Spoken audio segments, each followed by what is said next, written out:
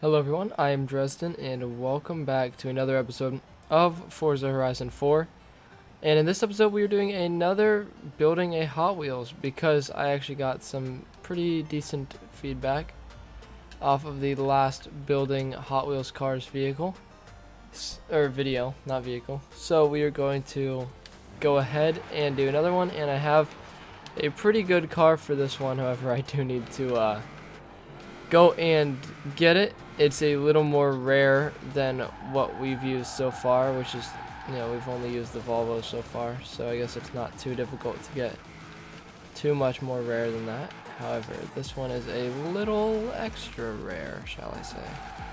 So we're actually going to come over here, and here's the car we are recreating. So as you'll see, we are creating a Nissan. Let me grab it here off the shelf. A Nissan 300ZX is what I believe it is. Yes, TT. Nissan 300ZX TT. And the only way you can get a Z that is that old is through the Horizon backstage. I'm gonna go ahead and vote on the Hummer because it's cooler than the Moser. I can't believe that one. So in the backstage, got all these cool, fancy, kind of rare cars, but what we are looking for is here, the 1994 Nissan Fairlady Z Version S Twin Turbo, and that is basically what this is. This is a 300ZX Twin Turbo. This is a Version S Twin Turbo. I think they're even the same year. I do not exactly remember, but I could check. I just purchased it, by the way. Let me see if it says. So it might say, but on the box of the car, I ripped off the name on accident, so I don't have that. So we have one more Horizon backstage pass now, but the good news is we have the vehicle that we wanted. So let's go ahead and head into the auto show, and we will go ahead and select it and start tuning it. Oh, before I forget, last episode we created this, the Volvo 850R, that looks pretty close to the actual Hot Wheel vehicle. So we did a good job on that. Let's hope we can do a pretty good job on this one too. Alright, so heading over to Nissan, and we have to find it. There it is. The Fairlady Z Twin Turbo. Now, if you look at the Hot Wheel, this is basically the exact same car. In fact, it is the exact same car with some minor tweaks to it. It is the same car. So what's different? Well, the front bumper is the same if you look at it, even though the lights aren't painted. The rear bumper, the skirts are the same. The rear bumper is also the same, maybe a little less rounded on the Hot Wheel. We can see if we can do that. Otherwise, it's really just a different color and different rims. So this isn't going to be too difficult of one again. The next vehicle we're using for this is a little more exciting. However, this one is kind of off, or kind of not as exciting.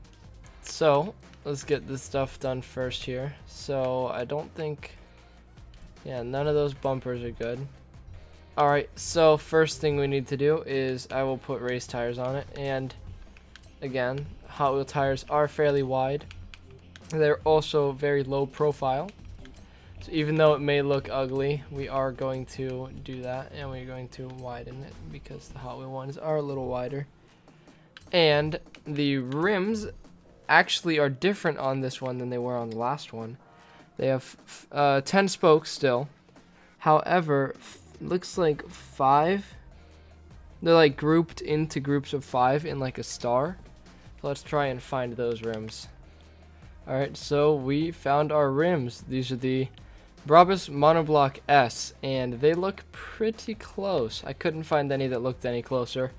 You might be able to find some that look closer, but that is what we are going to go with. So now I will do some tunes, some like speed tunes, nothing really visual.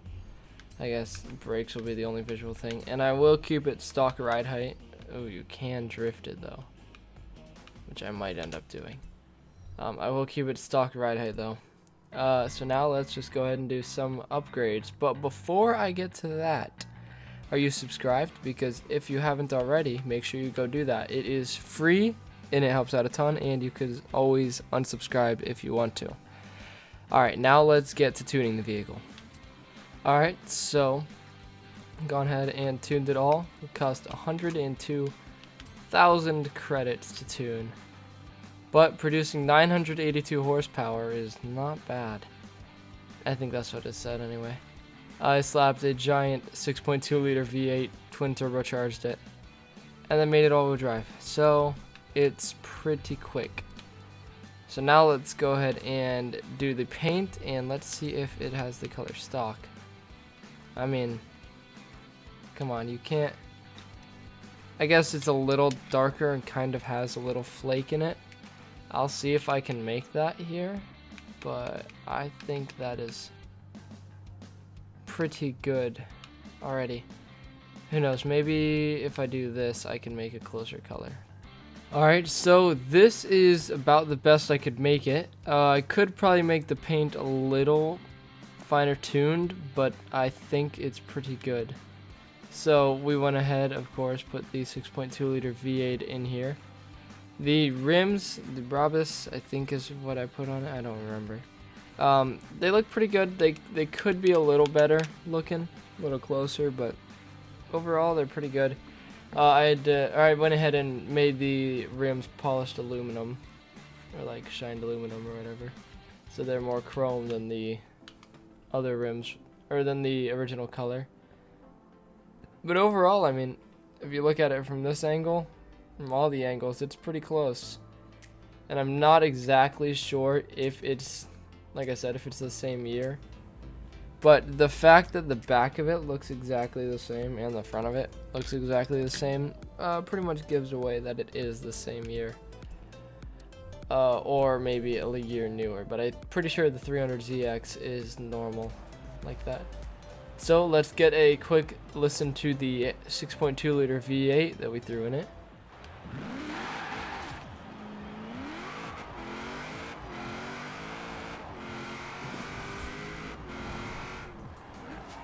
Wow.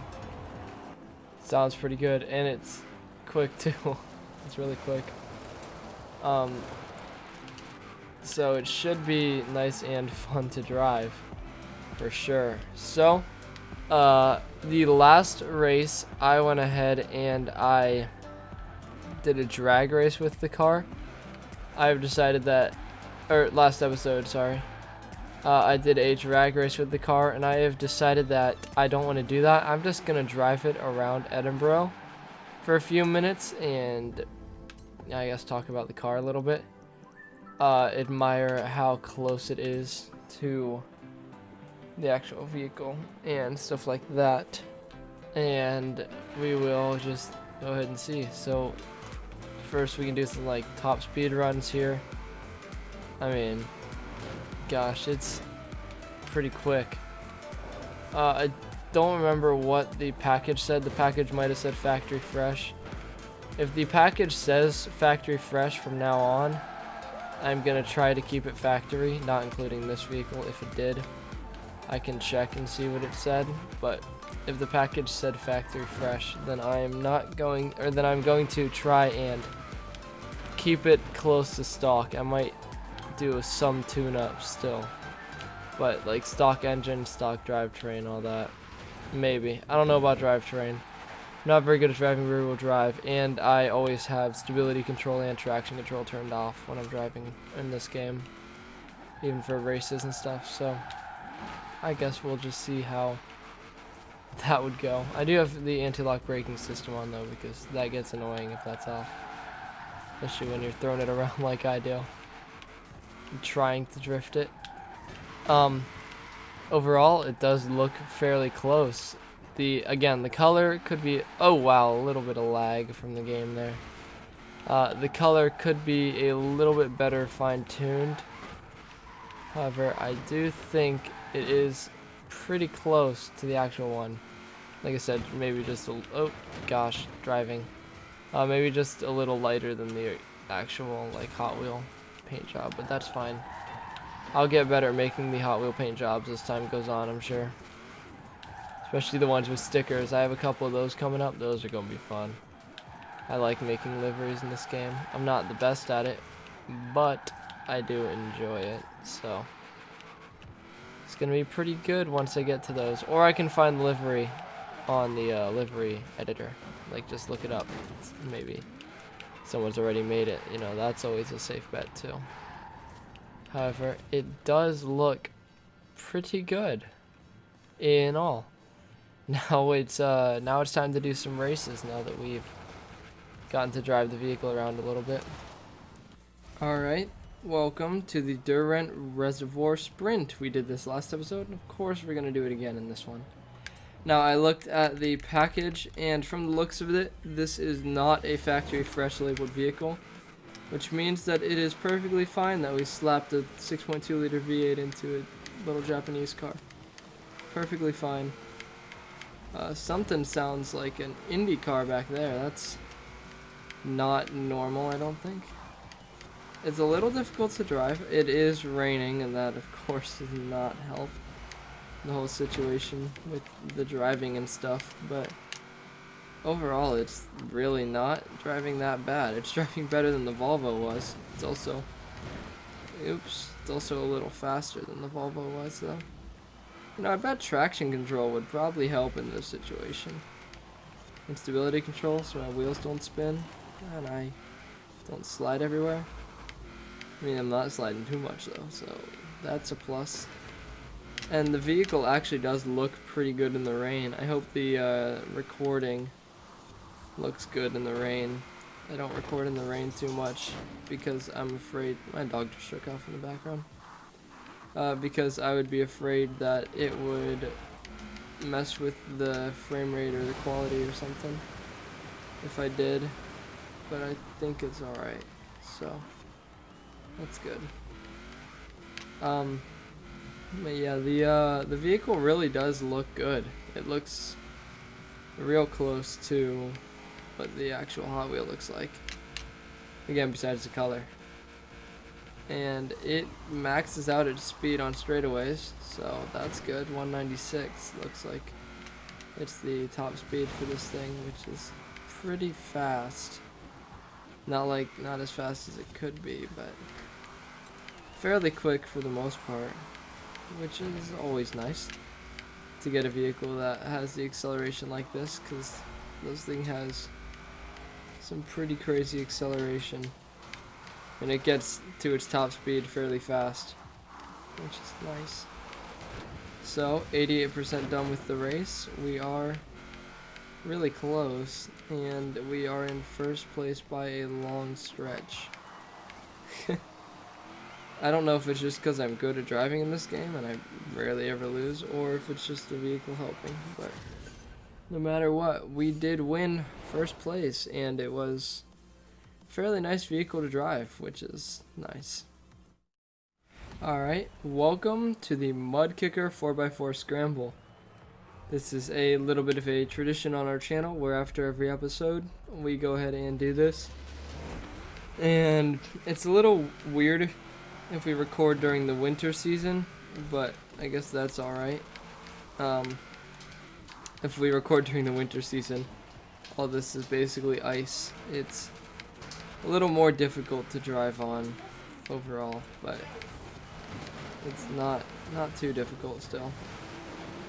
We are already up into second place. I think the all-wheel drive really helps with this, which is good.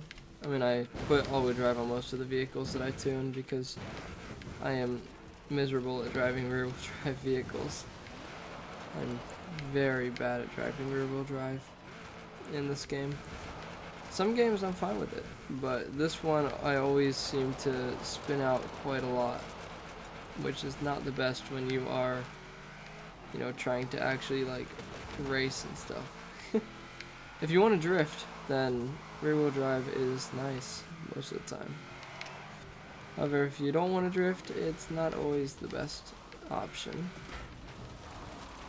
But this is doing fairly well, nonetheless. Of course, all-wheel drive. I didn't expect it to do this well off-road. I do still have it on race tires.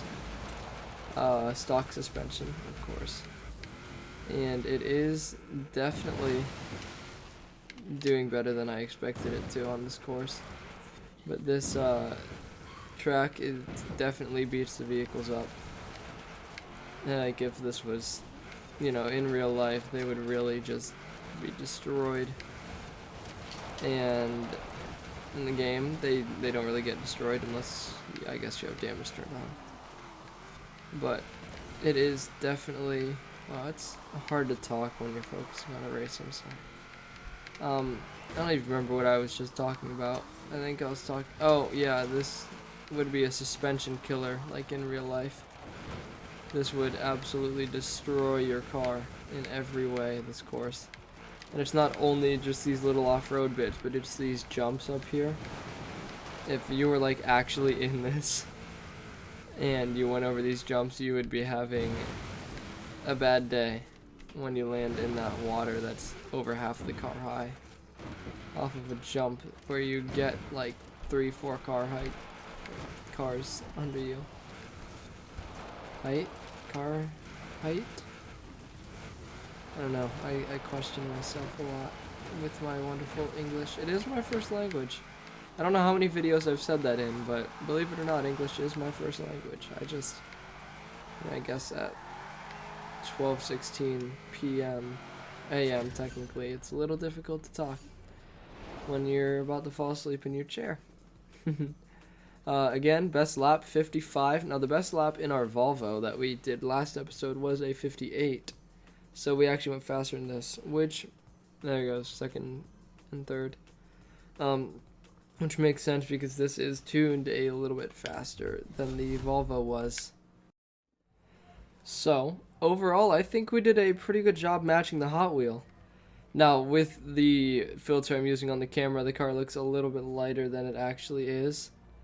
But that's just, again, that's just because of the filter that I'm using. Makes it look a little lighter than it actually is. So overall, pretty good performance from the vehicle, first off, but it also looks very close to the Hot Wheel vehicle that we based it off of. It is the same year. Of course, we did all the perfect tunes and stuff, except for the rims. Could be probably a little better, but I don't know if there's rims that are much better in the game. However, I guess not including the paint defects, which on this one, just in between the doors, where the hinges would be, there's some little ones. On that Volvo, if you guys noticed last episode, there were definitely some white lines on it. But I didn't take those into account. I just made the vehicle. However, I hope that you enjoyed the video. If you did, be sure to smash the like button and hit the red subscribe button, that bell icon down below to get notified of when I upload. If you are enjoying this series, go ahead and let me know by leaving a comment down below and suggesting some other Hot Wheels that I could try, as well as if you want to see, you know, a micro machine or a model car or anything that I could try and base it off of, or like a picture off the internet. I could probably do that too, so just let me know. Give me suggestions down below. However, I hope that you enjoyed the video, and until next time, this has been Dresden on Forza Horizon 4, and goodbye.